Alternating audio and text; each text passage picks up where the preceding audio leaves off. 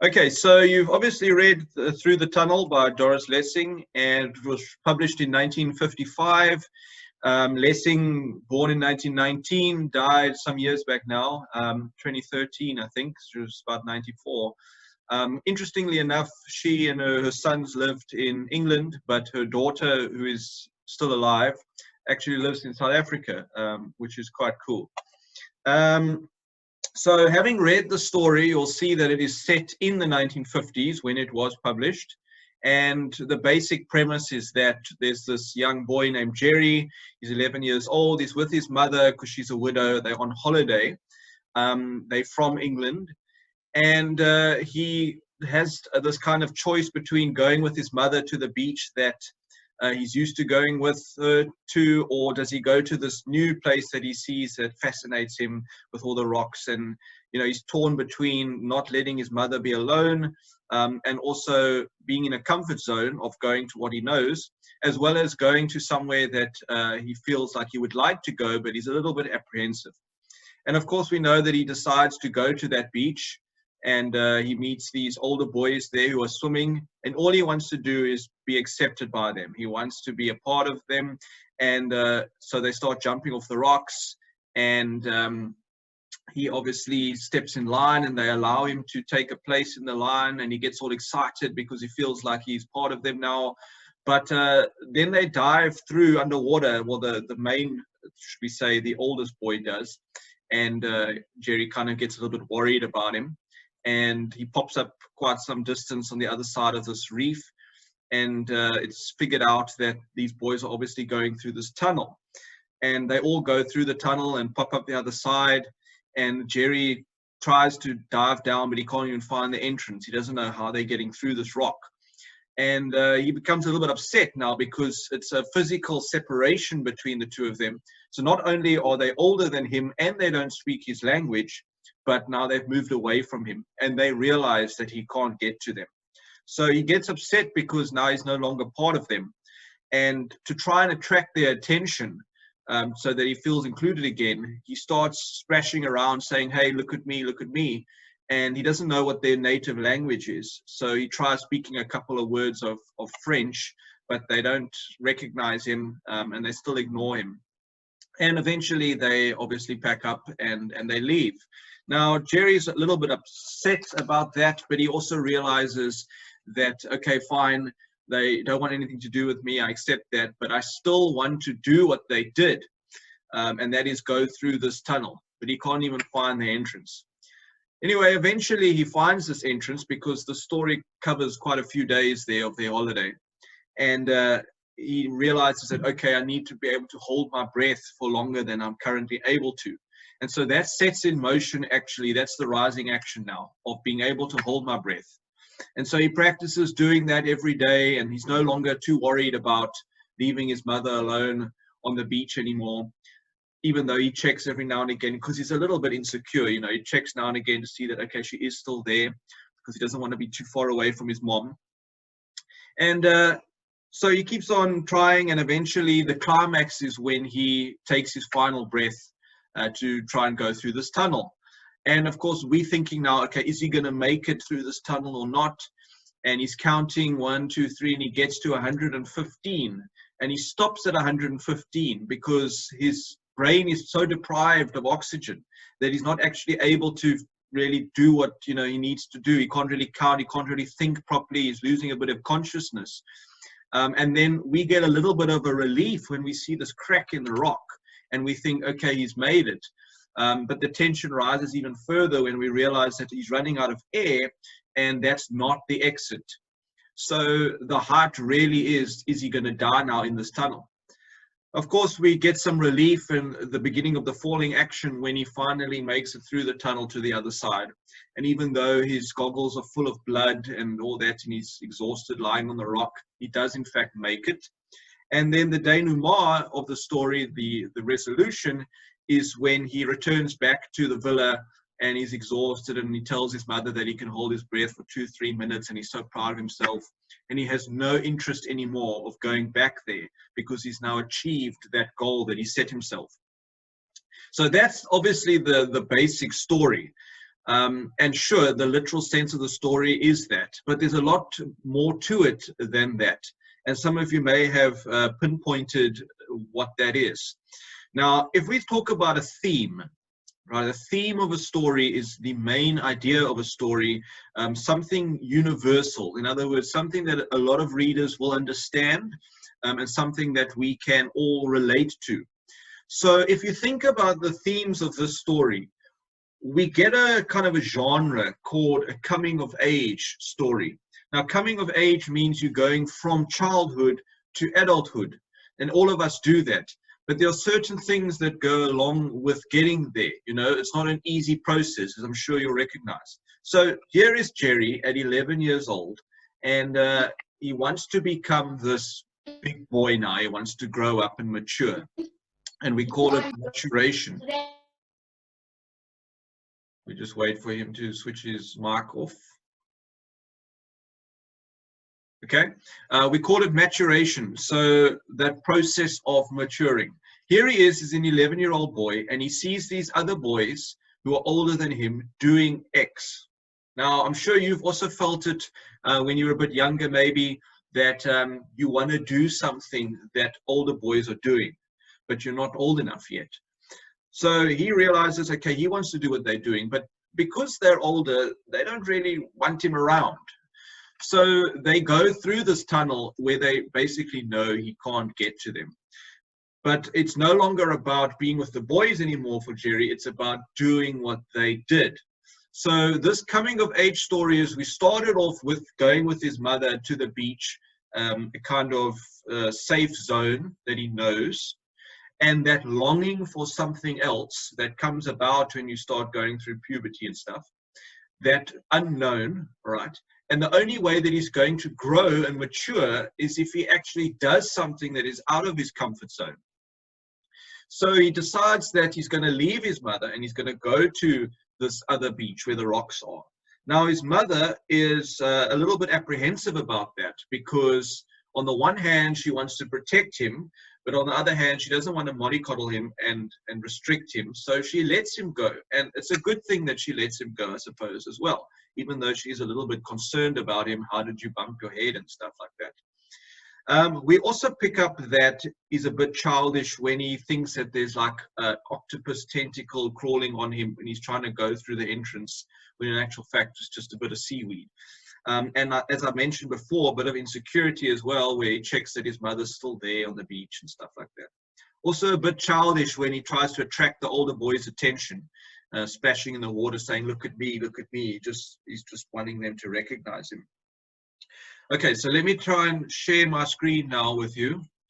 Here we go here. Okay, just give me a second. Okay, you should be able to see the story now, I'm hoping. Okay. So if you have the notes in front of you, the story in front of you, and a pen, you may want to make some notes. Otherwise, it's not necessary. Just listen carefully. Okay, just admitting some more people here. All right, so the start of a story is always the exposition, right? Now, the exposition tells us who the main characters are, where it's set, and all those kind of things. So we first get here, first morning of the vacation, so we know it's a vacation. We know that the protagonist is a young English boy. We know that he has his mother with him, and later on over here we learn that his name is Jerry. Letting more guys in. Now, if we go to page 2, which is quite some time into the story, we learn a little bit more, because we learn that he's an only child, we learn that he's 11 years old, and we learn that she's a widow, there's no husband, right? Now, considering that this is set in 1955, a reason for why there's no husband is because he probably died during World War II. And that is another theme that we're going to be coming to now. A lot of children during this period were brought up by a single mother. Okay, and then also a little bit further on, we get told that he's a good swimmer. So we learn a little bit about him as we go along. But we know that they're on vacation and everything is kind of peachy at this point. There's no conflict really. Okay, so we keep going. Now, what sets in motion that rising action is his ability to want to go through this tunnel. That's the desire that he wants to do. It's something he wants to achieve, even after the older boys have left. Okay, so that's the conflict. Now, it's not an external conflict in the story. There's nothing doing this to Jerry. It's self-imposed.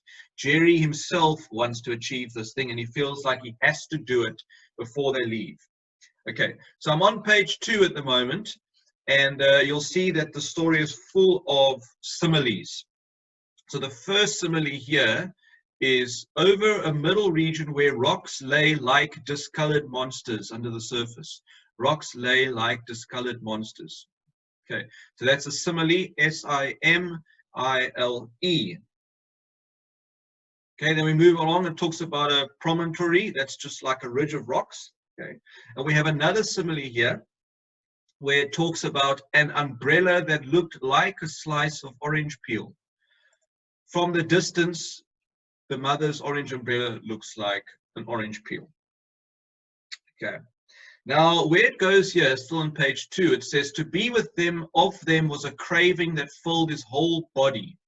Now, that there is telling us that the boys represent this attainable form of maturity for Jerry. It's something that they can do that he can't do, and they've achieved it because they've matured, right? So even if they want nothing to do with him, that's not actually the point. Now, there may be a couple of words here that you weren't sure what they meant. Please go and look them up. So supplication, for example, means like if you're begging kind of humbly, okay? It's like humble begging. All right, and then we go page 3. Tells us here that they proceeded to forget him, but he was happy he was with them. So even though he's just surrounded by them, he's happy. They don't have to talk to him or anything like that. Here it tells us that these boys, according to Jerry, were like men. Okay, so when you're in grade 8, like you are now, you may see that the matrics are like men to you. Okay, even though they're only, 4 grades above you. Okay, so moving along, it tells us here that the boys are all on the diving rock, preparing to attempt the feat again, and now in a panic of failure, he yelped up in English, "Look at me." A panic of failure, because when they were diving together, they were equals in Jerry's mind.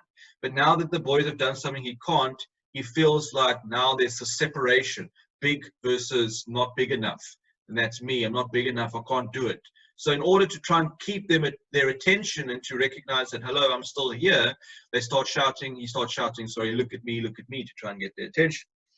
Okay, which is quite childish, really. Then we get another simile here because it tells us that he was splashing and kicking in the water like a foolish dog. So his actions of splashing and kicking are being compared to a foolish dog. He's desperate to be in their group. All right, then we go to page 4. Because they don't speak the same language as him, English, he doesn't know what they speak. He tries French, so he starts saying all these French words, but they still ignore him. All right. Then he starts counting. After the main boy, or the leader, as we could say, I suppose, does this feat of going through the tunnel and coming up the other side, he realizes, okay, well, how long does it actually take him to do that? In other words, how long must I be able to hold my breath for? And so then he becomes a bit clever and he actually starts counting. And he counts and counts and he gets to 160, if I'm not mistaken. It's 160 seconds. We've got another simile here where it says, rock was full of boys blowing like brown whales. Okay. Boys blowing like brown whales, another simile. Then they leave him. They were leaving to get away from him. He cried openly, fists in his eyes. That's like a child having a tantrum because he doesn't get what he wants. You cry, okay. There was no one to see him and he cried himself out. Right. A little bit later on, page 4, we get told about angry boulders. That's personification. Boulders, obviously an inanimate object, given a human characteristic. So that term there, angry boulders, is personification. Once he gets back to the villa, which is obviously the little place where they're staying, a holiday resort, he immediately goes to his mother and he says, I want some swimming goggles. Quite defiant about it. So we have this debate about, yeah, he's kind of respectful to his mother and he loves her and that because he doesn't want to leave her alone on the beach. Shame, you know, she's by herself. But at the same time, he's quite aggressive about it. And that's also another characteristic of being a bit immature, you know. You want something, you just say, I want it. It's not about, may I please get some, or that kind of thing. Okay, so he insists that he needs these goggles now, now, now. So his mother actually goes and buys him these goggles. And he snatches them out of her hand, which is also quite rude as well. But he's just so excited to be able to do this feat that the older boys have done. Okay, and he's just a child as well. So moving along, page 5, we have another simile. Over here it says, it was like swimming in flaked silver. Okay, it was like swimming in flaked silver. Obviously, we have that word like there showing our comparison. At this point on page 5 is where he finds the hole. And this sets in motion now the rising action, because not only is he wanting to do this thing, but he actually has the entrance now. Now he's going to more than likely actually do it. Right. So he still wants nothing more than to accomplish this goal with ease, the one that the older boys were able to do. Moving on to page 6. It tells us that he knew he must find his way through that cave or hole or tunnel out to the other side. That is his goal. Now, his mother has no idea that he's doing this. Okay, she just lets him go to this beach every day, and she doesn't know what he's doing, but she just assumes like he's having fun. First, he thought he must learn to control his breathing. So page 6 here is when he realizes that is actually my sub-goal. That's what I need to achieve first. Once I've done that, I can go and achieve my main goal. His nose bleeds quite badly, it tells us. And that day and the next, he exercised his lungs. If everything, the whole of his life, all that he would become depended upon it. Okay, so that's a little bit of immaturity there, but it is experienced by all of us, where you get this goal as a child and you feel like if you don't achieve this goal, that's like your whole life over. Okay, so to him, his only care in the world right now is achieving this goal. Then on the last couple of lines here, it says, again, his nose bled at night, and his mother insisted on his coming with her the next day. So now the next day she's saying, listen, I don't know what you're doing there, but your nose keeps bleeding. Whatever you're doing, it's not good. I want to actually watch over you a little bit. So tomorrow you're coming with me to my beach. Right? And that annoys Jerry because that's breaking his routine of trying to train for this goal. Okay, like he's going to waste his time there. So at the start of the story, he was torn between going with his mom and going to this foreign place. Now he couldn't give a damn about his mom. He doesn't care really that she's on her own. He just wants to achieve this thing. It talks about here, it was not his beach, like as if it's, you know, he owns the other place now because he's a big boy now. And then a little bit of irresponsible behavior. He did not ask for permission on the following day to go to his beach. So once he goes with his mom that day, he's a bit upset, but he does it. The next day, he goes back to his beach again. All right, page 7 talks about a controlled impatience, a curious, more unchildlike persistence and controlled impatience. Now, if you are impatient, it means you're not willing to wait, you want it now. But if you're controlled, it means that you are able to wait. So that's kind of a contradiction, controlled impatience. So we call that an oxymoron. Excuse me. Those two words that are opposite or conflicting in meaning next to each other, we call an oxymoron. O-X-Y-M-O-R-O-N. Okay. He could hold his breath without strain for 2 minutes, tells us. And then this takes like a couple of days, because in another 4 days, it says, his mother said casually one morning they must go home. So now that's flashing lights to him because, well, he can't go home, yet he hasn't achieved this goal. So he realizes that, hang on, I have to do this thing. I have to do it right now.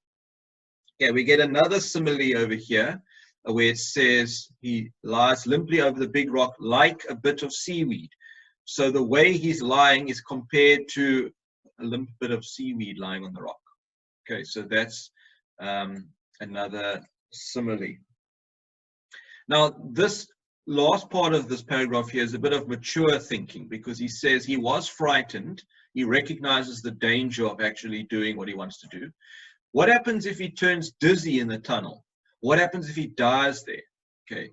What happens? His head went around in the hot sun and he almost gave up. He thought he would return to the house and lie down. And next summer, perhaps, when he had another year's growth in him, then he would go through. So, yeah, that's actually quite good to think that. Maybe you're not ready to do this. You're just not old enough.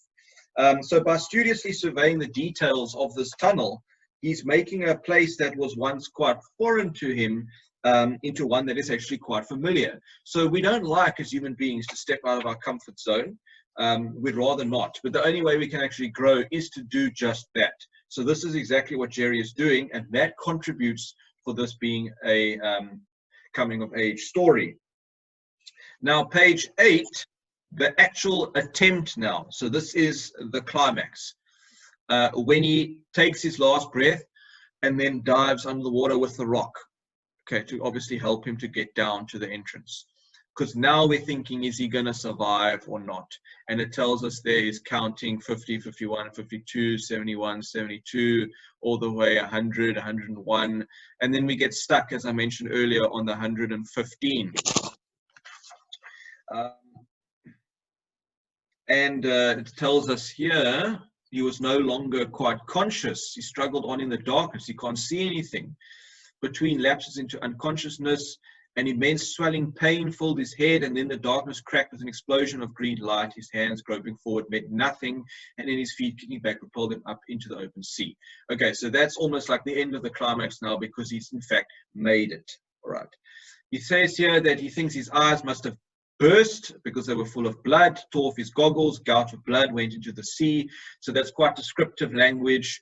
Lessing is giving us an idea of exactly how difficult this feat was. And then it tells us here he could see the local boys diving and playing half a mile away. He did not want them. He wanted nothing but to get back home and lie down. So where before he wanted to be a part of these big boys, they mean nothing to him now because he's done what they can do. And so he's accomplished his goal. All right. So he has in fact grown. So we can say that if, you know, as Jerry feels close to the tunnel's end, he regains his confidence. Only to lose it again when he realizes that he's only partway through the tunnel. I mean, that little crack that he sees, he thinks he's made it, but he hasn't actually made it. And so in this way, if we take the world around us, that is what it does. So let's say, for example, you have a goal. It's very, very seldom, if not never happens, that you're going to go from A to reaching your goal and there's going to be no problems. Okay, that just doesn't happen. So we might work towards a goal and we might think that we're getting there, and then life throws in a spanner in the works and we meet obstacles or struggles. So let's say, for example, you're training for an event and you get flu. Now that's like messed up everything. Now you can't train anymore. You're going to miss your practices, etc. So that is what that little slit in the tunnel is actually representing here. A false sense of accomplishment and a speed bump in us achieving our goals. And then the last page, we have one last simile there where it says he can swim like a fish. Okay, so obviously he can swim really, really well.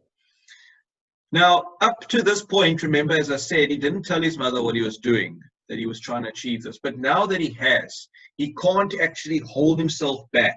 He has to tell somebody because he's achieved this thing. And so he can't resist. He tells his mom, I can stay underwater for 2 minutes, 3 minutes at least. Now, she doesn't even recognize that as a big deal because, I mean, obviously, as you get older, your priorities and goals and things increase from being able to just hold your breath. But for him, it's a major big deal. So she just says, kind of tongue-in-cheek, oh, can you, darling? Well, I shouldn't overdo it. I don't think you ought to swim anymore today. And he has no liking to go to the bay anymore because he's met his goal. Right. Okay, now coming back to the themes that I spoke about earlier. The theme of coming of age we've addressed. But there are other themes as well. What about the theme of courage? Doing something that takes balls. I mean, you don't actually know if you can do it, and you're scared to do it, but you have that courage to persist and actually achieve your goal. What about peer pressure? So sure, nobody forced him to go through that tunnel, but seeing other people do it and want to do it, and having those older boys act like they know that they're better than him, older than him, because they can do this and he can't, that is what drives him to want to actually achieve this goal. Of course, if you think about, that saying, if at first you don't succeed, try and try again.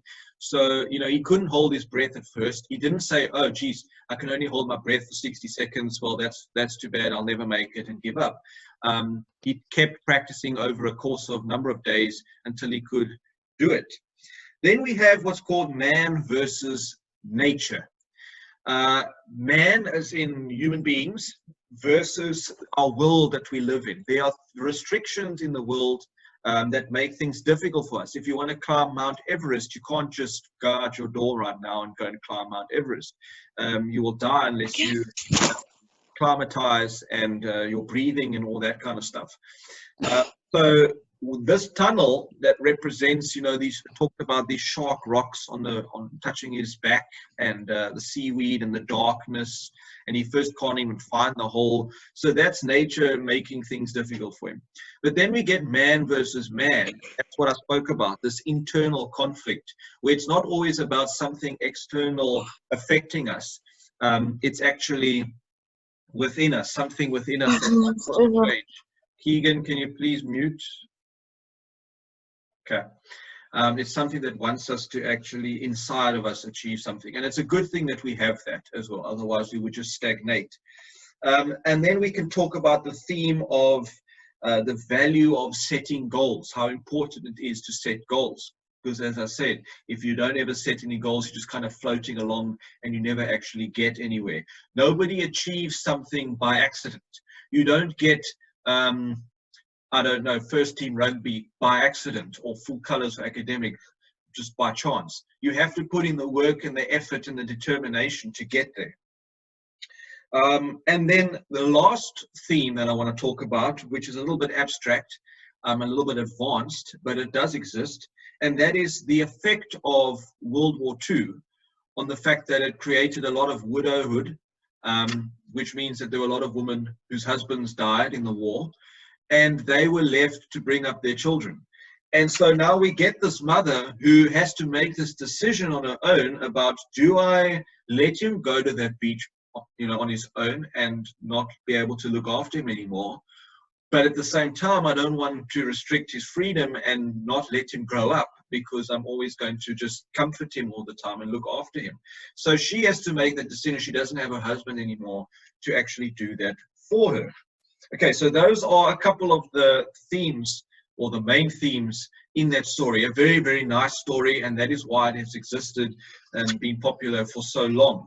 I'm not sure if it was 1998, somewhere around there, the author was requested to become a dame by the Queen due to her influence in British literature. She actually declined it. She didn't want to have that title. But she's written a lot of short stories, Doris Lessing, and this is one of those really, really nice stories. And coming of age stories are also always nice to read. Doesn't matter whether you are a teenager or an adult, because it has a positive ending. Lastly, before we go, I just want to go over again the story structure. Remember, we spoke about in that first video the structure of a short story, all the different aspects of it. So the exposition is telling us who they are, where they are, and that they're at this villa. The rising action is about, okay, I've found this challenge of going through this tunnel. It's something that I want to do, but I can't do it yet. I need to be able to find the entrance first, and I need to be able to hold my breath for long enough. That's the rising action. The climax of the story, that peak, is where he takes his last breath and he goes through the tunnel. And the climax exists while he's in that tunnel. It only lets the audience relax once he comes on the other side and he's made it, despite the fact that there's blood and whatever. He actually made it. Okay, so the falling action is now him lying there on the rock and then returning to the villa, and the denouement is telling his mother that he can in fact hold his breath for 3 minutes, and he has no interest in going back to the bay again.